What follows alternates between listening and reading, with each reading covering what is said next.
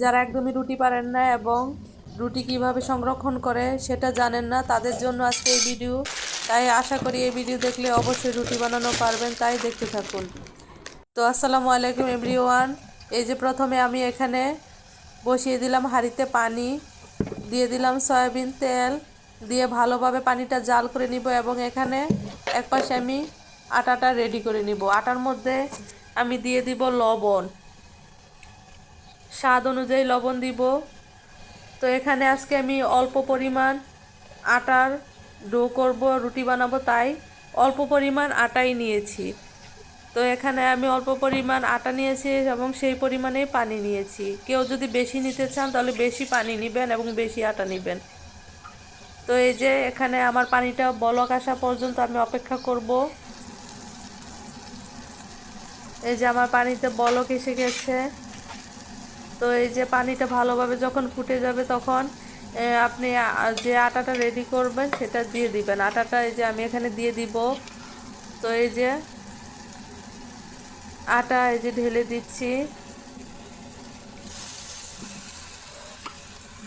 দিয়ে আমি চুলার জালটা বন্ধ করব না। চুলার জালটা দিয়ে আমি এটা নেড়ে ছেড়ে মিক্সড করে নিব।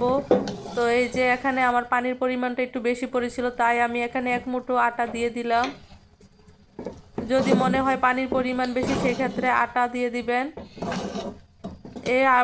এই ডোটা করলে অবশ্যই পানির আটার ডোটা একটু নরম হবে, কিন্তু বেশি শক্ত করা যাবে না। বেশি শক্ত করলে ঠান্ডা হলে পরে আরও শক্ত হয়ে যাবে। এই যে আমার খুন্তিটার মধ্যে দেখুন এটা একবারে বলের মধ্যে পেঁচে আসছে, তখন বোঝা যাবে যে এটা পারফেক্ট ডো হয়েছে। তো এখন আমার এই যে ডোটা দেখেন একবারে খুন্তির মধ্যে লেগে আসছে, গোলাকার হয়ে যাচ্ছে। তো এই যে আমার ডোটা রেডি হয়ে গেছে। এখন আমি এটা নামিয়ে ভালোভাবে হাতে চেপে চেপে রেডি করে নিব। অবশ্যই এটা গরম অবস্থায় করতে হয়, না হলে এটা শক্ত, ভিতরে গুটি গুটি দলা পেকে থাকে, তখন রুটিটা আর ভালো হয় না। এই যে আমার আটাটা রেডি হয়ে গেছে। তো এই যে এখানে আমি গোল গোল বলের মতো করে নিয়ে সেটা ভালোভাবে বেলে নিব। তো এই যে আমার রুটি বেলা প্রায় একটা হয়ে যাচ্ছে। এভাবে পাতলা পাতলা করে রুটি বেলবেন। পাতলা রুটি আসলে খেতে অনেক ভালো হয়। তো আমি এরকম পাতলা করেই সবসময় রুটি করি। এই যে আমার সবগুলো সেম প্রসেসে বানিয়ে নেব। আশা করি আজকে এই ভিডিও দেখে কেউ আর রুটি বানানো পারবেন না এমন মানুষ আসলে থাকবেন। এটা অনেক সহজভাবে বুঝিয়ে দিচ্ছি। তো এই যে এভাবে আমি সবগুলো রুটি বানিয়ে নিলাম। এই যে আমার রেডি। হালকা আঁচ দিয়ে ছেঁকে নিব।